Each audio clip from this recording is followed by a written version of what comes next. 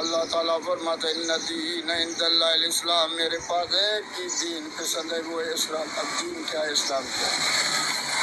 اللہ کے رسول نے فرمایا دین و نصیحت، دین ایک نصیحت ہے، کس سے؟ لکل مسلم، ہر مسلمان کے لیے نصیحت، ہر مسلمان کے۔ اب نصیحت خیر خواہی لوگوں سے، اچھائی لوگوں سے، بھلائی لوگوں سے خیر خواہی کرنا، وہ کر کے کہاں ہے؟ اسلام کی معنی ہے اس کو سلامتی میں لے آنا، ان کو عدل انصاف، کیونکہ اللہ تعالیٰ نے فرمایا میں نے جو قانون دیا ہے قرآن میں، جو عدل والا انصاف والا ہے، ظالم کا ہاتھ پکڑ کر اس کو ظلم سے روکا جائے، مظلوم سے اس کا جو ہے حق چھین کر اس مظلوم کو دیا جائے، اس کا حق دیا جائے، اور اس سرزمین بھی عدل انصاف اور یکجہتی ہونی چاہیے، پیار محبت ہونی چاہیے۔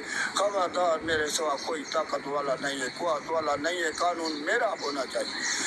وَمَن يَبْتَغِ غَيْرَ الْإِسْلَامِ دِينًا فَلَن يُقْبَلَ مِنْهُ، جو اللہ کے سوا، اس قانون کے سوا، جو اسلام کے سوا، دین اسلام کے سوا دوسرا دین، دوسرا قانون، دوسرا ڈسپلن کے پیچھے جائے گا، اس کو ڈھونڈے گا، اللہ تعالیٰ فرماتا ہے یہی تو قیامت کے دن خسارے میں ہوں گے۔ دوسری جگہ فرمایا مَن لَّمْ يَحْكُم بِمَا أَنزَلَ اللَّهُ فَأُولَٰئِكَ هُمُ الْكَافِرُونَ، جو اللہ کا دیے ہوئے قانون، دیے ہوئے حکم کو چھوڑ کر دوسرے حکم، دوسرے قانون کے پیچھے جاتے ہیں، یہی تو کافر ہوتے ہیں۔ مَن لَّمْ يَحْكُم بِمَا أَنزَلَ اللَّهُ فَأُولَٰئِكَ هُمُ الظَّالِمُونَ، جو اللہ کے قانون کو چھوڑ کر دوسرے قانون، دوسرے ڈسپلن، دوسرے حکم کے پیچھے جاتے ہیں، اللہ تعالیٰ فرماتا ہے یہی تو ظالم ہیں، یہی تو کافر ہیں۔ اولئک هم الفاسقون، یہی تو فاسق ہے، یہی تو منافق ہے۔